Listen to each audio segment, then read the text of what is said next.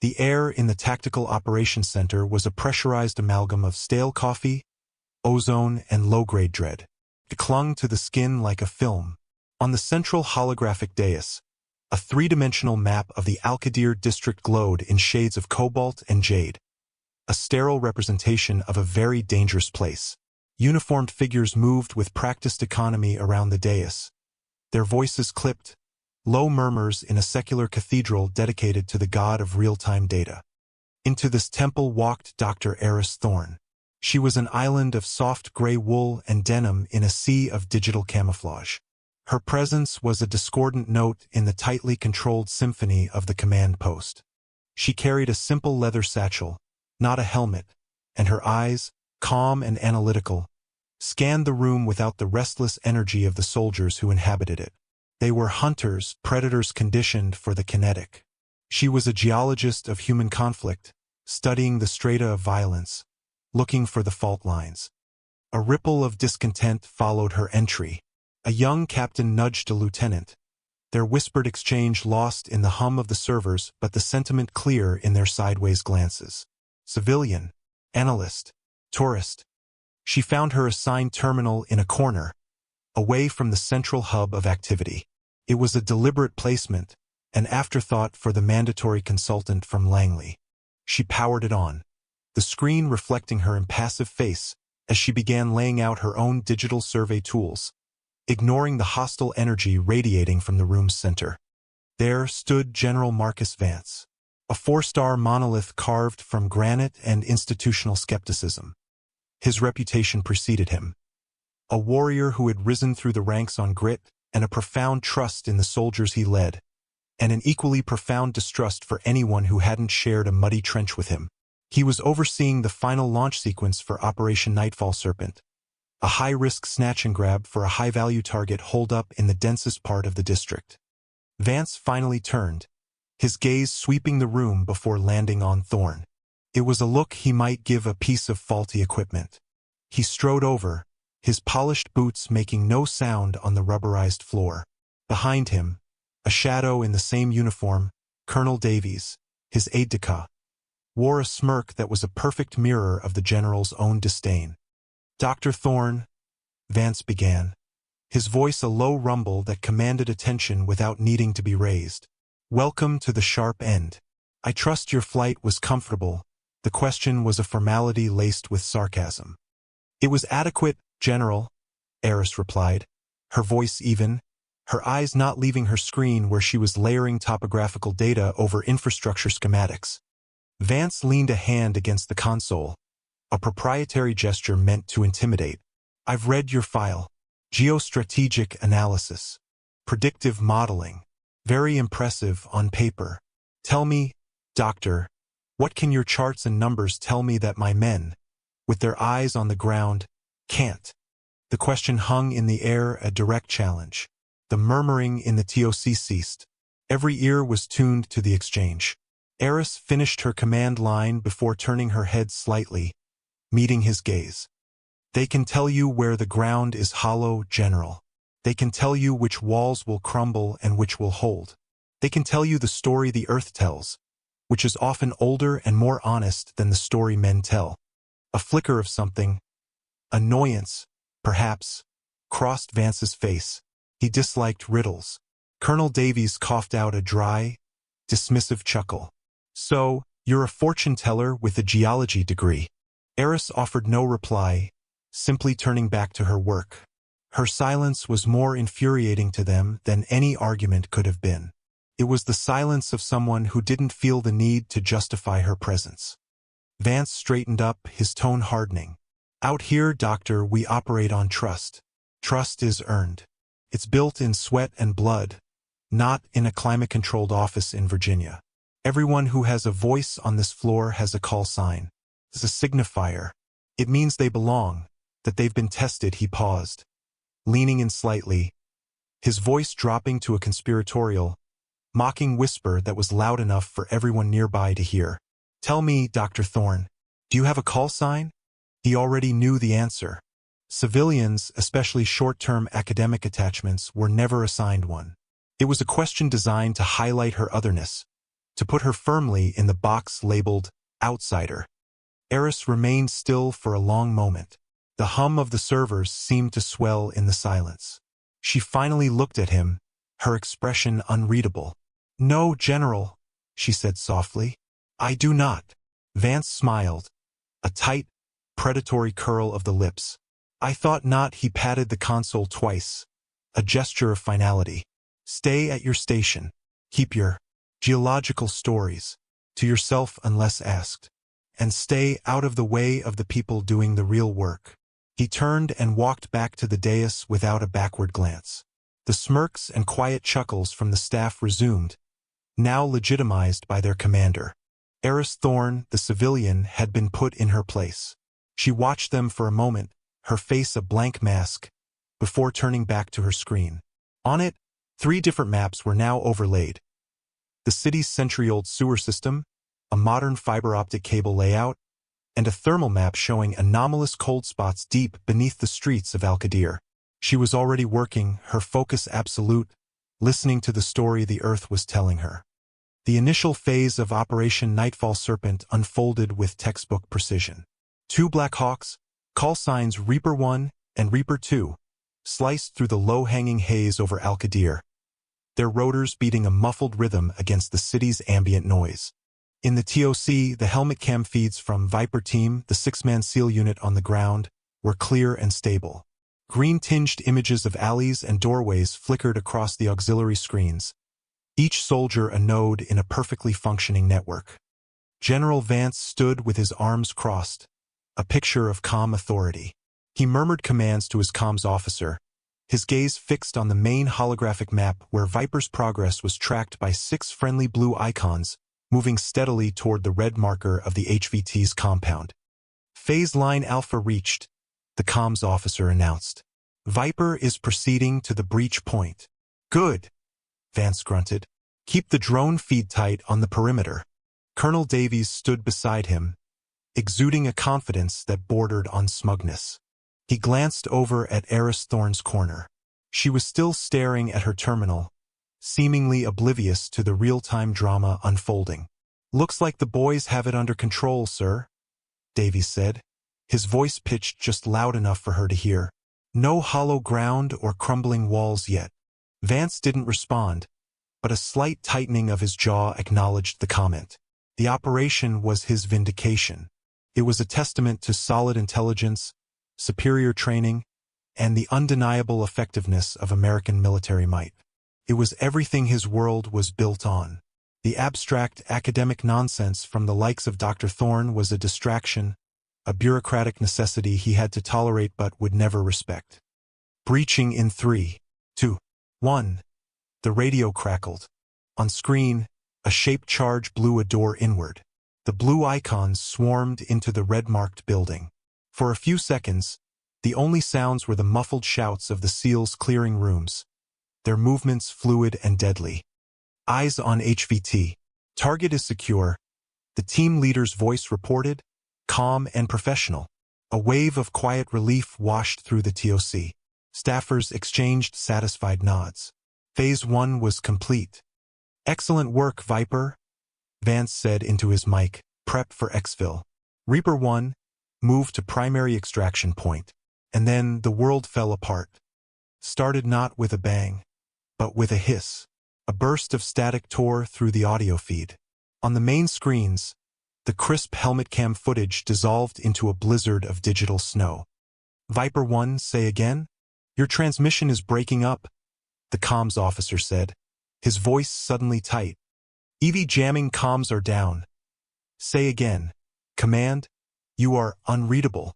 The voice was a ghost in the machine, distorted and distant. Then silence. Every screen showing a Viper feed went black. The drone overhead, their eye in the sky, suddenly veered off course, its telemetry data turning to gibberish before it too flatlined. The 6 blue icons on the holographic map froze, then blinked out one by one. "What the hell was that?" Vance demanded, his calm demeanor shattering like glass. "Get them back. Get me a satellite retask. Now." Panic, cold and sharp, began to prickle the edges of the room's professional calm. The comms officer furiously worked his console. "Sir, I've lost everything. Data links, audio, video. It's not just jamming, it's a complete network kill. I've never seen anything like it. Switch to backup channels. Use the laser comms on the satellite." "Trying, sir." No response. It's like they just vanished. Colonel Davies' face had gone pale. An ambush? But the intel was solid. We had pattern-of-life analysis for weeks. The compound was clean. Intel was wrong. Vance snarled, his knuckles white where he gripped the edge of the dais. It was a trap. They let us walk right in. The confident hum of the TOC had been replaced by a rising tide of frantic, fearful chatter. Officers were shouting conflicting orders. Technicians were running diagnostics that all came back with the same terrifying result: complete signal loss. They were blind, deaf, and their best men were caught in a black hole. Vance stared at the empty space on the map where his team should have been, his mind racing through contingencies, each one bleaker than the last. He could send in the quick reaction force, but where? Sending them in blind was suicide. They'd be walking into the same meat grinder. In the corner, Eris Thorne hadn't moved. While the room descended into controlled chaos, she remained a statue of stillness. But her fingers were flying across her keyboard, her eyes darting between the three maps only she was watching: the thermal map, the sewer layout, the fiber optic grid. She wasn't looking for the soldiers. She was looking for the trap. She saw it first as a flicker on the thermal overlay. A sudden, synchronized bloom of heat from a dozen manhole covers and ventilation shafts in a 2-block radius around the target building. It wasn't random. It was a pattern. Perfect, encircling pattern. The heat signatures were from powerful, localized RF jammers, powered by tapping directly into the subterranean municipal grid. Sophisticated. Coordinated. Then she saw the second pattern. On the geological survey maps, a series of voids appeared. The old, forgotten aqueduct system. The ambushers weren't on the streets. They were in the streets. They had used the tunnels to position themselves, to set the trap, and now they were using them to herd their prey. The comms crackled to life for a single, horrifying second. It wasn't a voice, just a sound. The unmistakable, high-frequency report of suppressed rifle fire, followed by the percussive thud of an explosion, close quarters. Then static again. Vance slammed his fist on the dais. God damn it! The men and women in the TOC looked to their general, their faces etched with fear and uncertainty. They were looking for an order, for a plan, for a miracle. Vance had none to give. He was a master of a battlefield he could see, a war he could understand. This was different. This was warfare waged in the electromagnetic spectrum and the hollow spaces beneath his feet. He was fighting a ghost. And in the corner, the woman he had dismissed as a tourist, a fortune teller, slowly stood up from her console. She had seen the ghost, and she knew exactly where it was going. The chaos in the TOC had reached a fever pitch. Shouted questions went unanswered. Technicians confirmed the jamming was localized but impossibly strong, a brutal, sophisticated electronic attack that had blinded them utterly. General Vance, his face a mask of fury and frustration, was about to give the order to send the QRF to Viper Team's last known location. A desperate, high-risk gamble he knew could cost him more men. "Hold that order, General." The voice was quiet, yet it sliced through the cacophony like a surgeon's scalpel. Every head turned. Dr. Eris Thorne was walking from her corner toward the central dais. She moved with an unhurried, deliberate grace that was a stark contrast to the frantic energy gripping the room. She didn't look at the panicked faces of the staff. Her eyes were fixed on the holographic map. Colonel Davies stepped forward, his expression incredulous. "Doctor, I believe the general gave you an order to stay out of the way." Eris ignored him.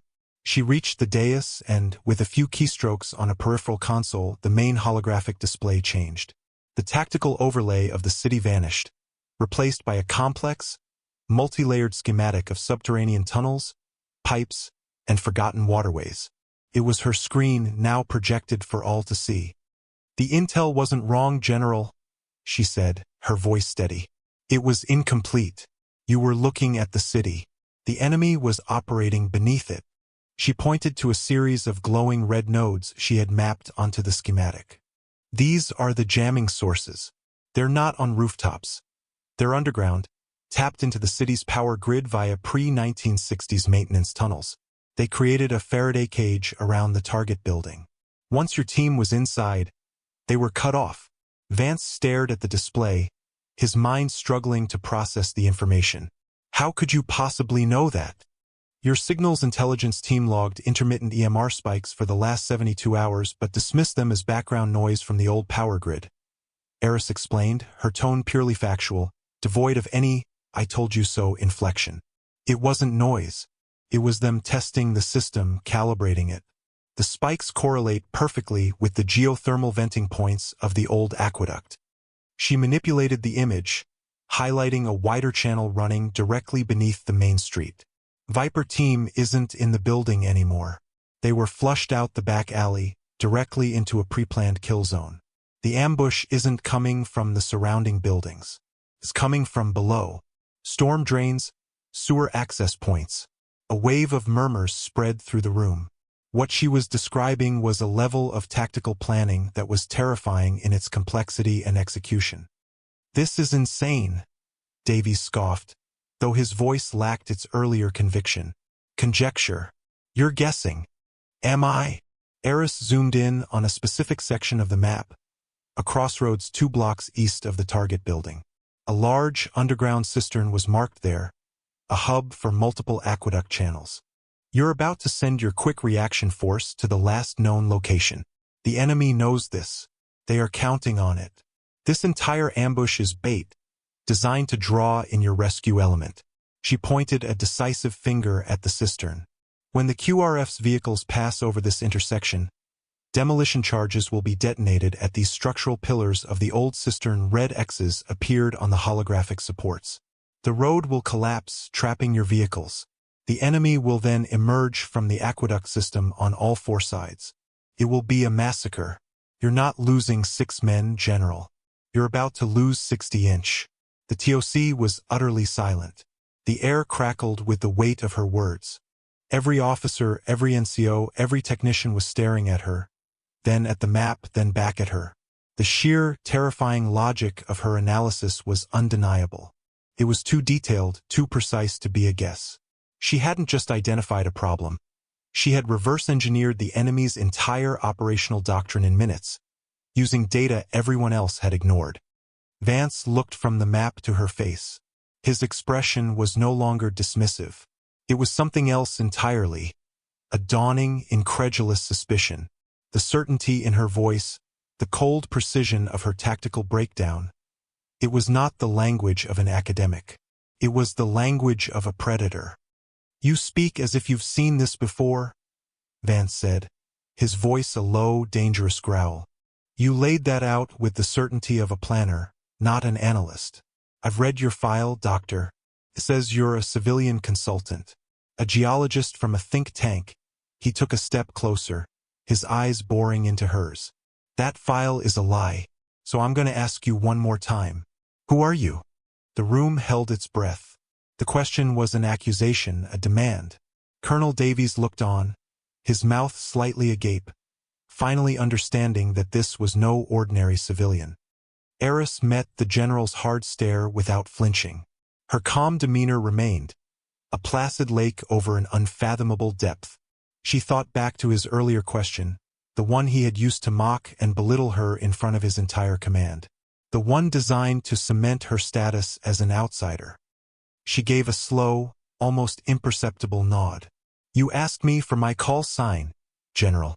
Her voice dropped, losing its academic neutrality and taking on a different timbre.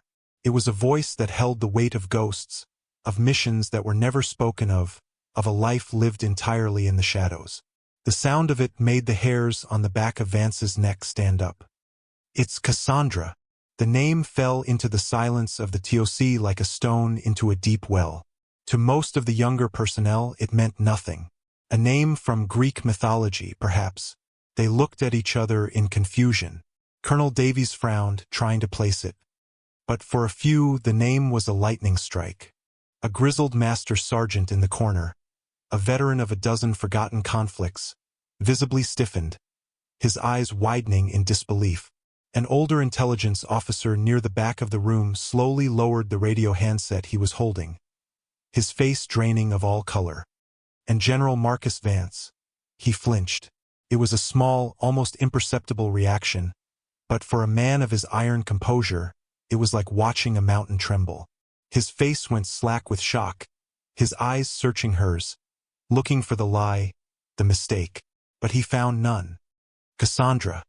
It wasn't a name from a roster. It was a name from a legend.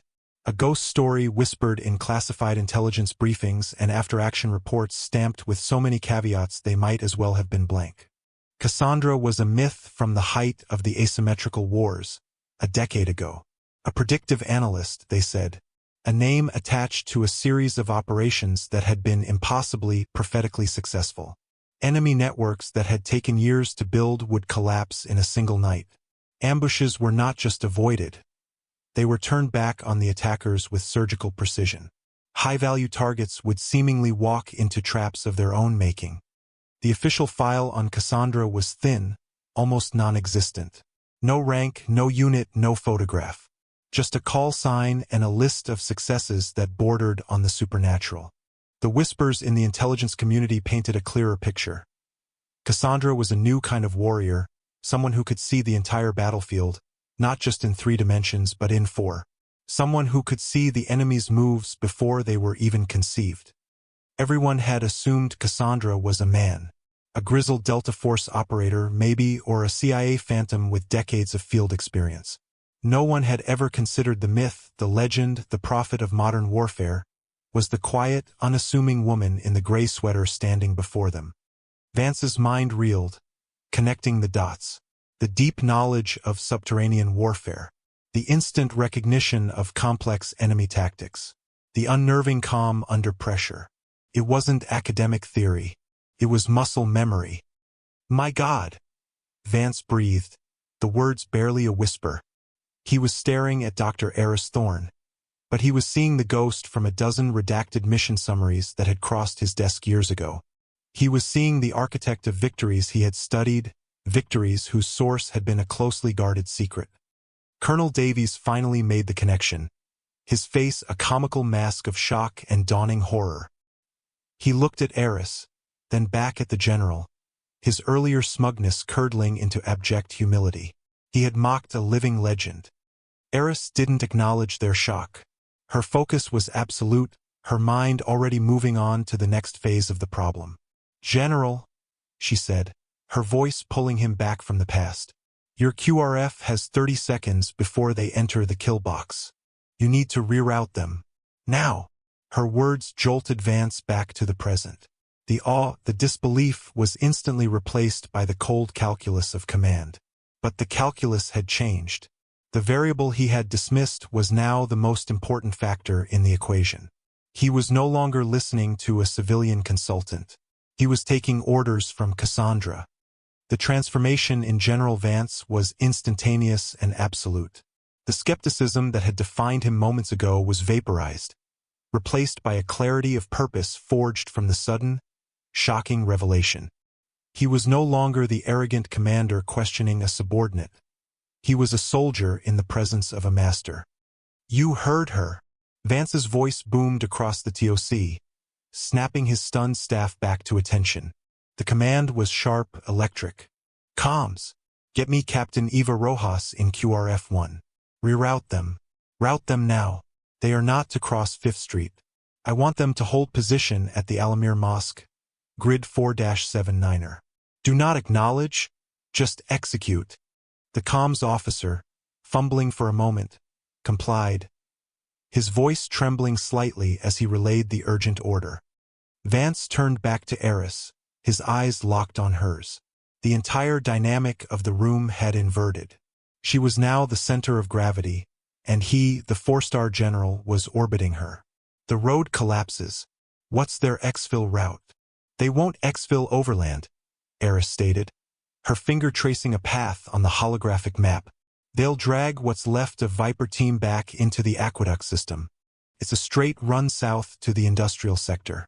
They can disappear there for good. We need to cut them off, Vance said, his mind already working through the tactical implications. You can't go in from the street level. The access points will be covered. They'll expect it, Eris countered. But they won't expect an attack from below. She zoomed the map into a section of the city a kilometer south of the ambush site. She highlighted a large, circular structure. This is the old municipal water treatment plant. It's been derelict for 20 years. But its primary outflow conduit, here, connects directly to the main aqueduct channel they'll be using. It's the only access point large enough for a fire team that they won't have covered. Vance stared at the map, absorbing the plan. It was audacious, elegant, and brutally effective. It wasn't just a countermove. It was a checkmate she had seen 10 moves ahead. He turned to his staff. I want an assault team at that treatment plant in 10 minutes. I want schematics of the facility on this screen in 30 seconds. Davies. Sir, the colonel responded, his voice crisp, all traces of mockery gone. Get me JSOC. I need a direct line to General Miller. Tell him I'm invoking emergency protocol Lambda. Tell him Cassandra is on station. The use of the call sign sent another shockwave through the room. It was an acknowledgement, a confirmation. The myth was real and she was here. Vance took a deep breath, his chest swelling. He looked at the men and women of his command, their faces a mixture of awe and frantic energy as they scrambled to execute the new plan. He then looked at Eris Thorne, who was already typing again, bringing up seismic data to check the structural integrity of the treatment plant's conduit. She was working the problem, her focus absolute, the weight of her own legend seemingly meaning nothing to her. For his entire career, Marcus Vance had defined respect in a very narrow way. It was earned with rank, with medals, with time served and bloodshed. It was given to those who wore the same uniform, who spoke the same language of command and sacrifice. He had never once imagined he would offer it to a civilian in a wool sweater. But what he was witnessing transcended uniform. It was a form of competence so pure, so profound, it existed on a plane by itself. He had dismissed her, belittled her, and in doing so, he had revealed his own blindness. She hadn't said a word to defend herself. She had simply waited for the moment when truth was the only weapon that mattered, and then she had deployed it with the precision of a master sniper. In front of his entire command staff, in the middle of a crisis that she alone had averted, General Marcus Vance did something he hadn't done for an officer of junior rank in 20 years. He straightened his back, drew himself up to his full height, and brought his right hand up in a salute. It wasn't the perfunctory gesture of a superior. It was the sharp, formal, deeply felt salute of a soldier acknowledging a peer. No, not a peer, a legend. The gesture was so unexpected, so profound, that it silenced the room once more. Every person there understood its meaning. This was not a general saluting a civilian. This was a warrior paying homage to a grandmaster of his craft. Eris Thorne paused her typing. She looked up from her screen and met his eyes. For a fraction of a second, a flicker of something human, weariness, perhaps, or the faintest trace of acknowledgement, passed across her features. She gave him a slow, single nod. Then, she turned back to her work. The salute was accepted. The moment was over. There were still lives to save. The hours that followed were a masterclass in controlled violence, orchestrated by the quiet woman in the corner of the TOC. Guided by Eris's intelligence, the QRF established a secure perimeter, avoiding the primary trap. A second team, inserted via the derelict water treatment plant, moved silently through the subterranean darkness of the aqueduct. They were not hunting blindly. Eris was feeding them real-time updates, predicting the enemy's movements by analyzing the faint seismic reverberations their footsteps made against the tunnel walls, picked up by geological sensors she had accessed from a university server halfway across the world. She was their ghost, their oracle. 2 hostiles guarding the junction 50 meters ahead of you, she would murmur into the mic patched directly to the team leader. They are on the west side of the channel, behind the sluice gate. The team would act, and seconds later, the report would come back. 2 hostiles eliminated. exactly as described. She guided them around booby traps, her analysis of old city construction blueprints allowing her to identify walls that were recently drilled into. She found Viper Team. They were alive, wounded, and disarmed, being force-marched toward the industrial sector. The rescue was violent, swift, and successful. The ambushers, so confident in their intricate plan, were caught completely by surprise, hunted in the darkness they thought was their sole domain. The trap had been turned. The serpent had devoured its own tail. By the time the first rays of dawn painted the dusty sky outside the FOB, the operation was over. Viper Team was back, being treated at the medical bay. The enemy cell was dismantled. The crisis was averted. The TOC, which had been a crucible of tension, was now quiet, filled with the low hum of machines and the palpable exhaustion of the staff. Reports were being filed, damage assessed. The adrenaline had subsided, leaving behind the stark reality of what had almost happened. General Vance had overseen the final stages, his commands crisp and efficient, but his eyes frequently darted towards Eris's corner. He wasn't checking her work, he was observing a master.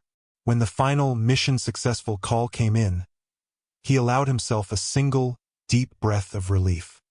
He dismissed most of the staff, leaving only a skeleton crew to monitor the systems. He poured 2 cups of coffee from the pot that had been brewing for 12 hours, the liquid thick and black as crude oil. He walked over to her station. Eris Thorne was still at her terminal, but she wasn't looking at tactical data anymore. She had a single, high-resolution satellite image on her screen. A clean, peaceful shot of the Al-Qadir district, now bathed in the soft, golden light of morning. The streets were empty. The scars of the night's battle were invisible from this height. It looked like any other city waking up to a new day. Vance stood beside her for a long moment, following her gaze. He understood what she was seeing. Not just the buildings and streets, but the layers beneath, the history, the vulnerabilities, the hidden pathways. The city as a living organism. He extended a cup of coffee to her. "Drink this," he said. It wasn't an order, but a simple offering. She took it without looking away from the screen. "Thank you, General." They stood in silence for several minutes, the only sound the quiet hum of the servers. The unspoken questions hung in the air between them, but Vance knew better than to ask them now. The file was a lie, and the truth was a legend he had no right to probe. Respect demanded he let the myth remain shrouded. "The official after-action report," he began, his voice low, "will state that we received timely intelligence from a multi-agency asset that allowed us to avert a catastrophic ambush. Your name will not be in it. That's for the best," she said, her voice soft. Anonymity was her armor. "But my private log," Vance continued, "the one I keep for myself, will tell a different story. It will say that on this day, I was taught a lesson. That the nature of the battlefield has changed. That the most dangerous weapon isn't always the one that makes the loudest noise." He paused, taking a sip of his own coffee. It was bitter, but he didn't seem to notice. "And it will say that I met Cassandra."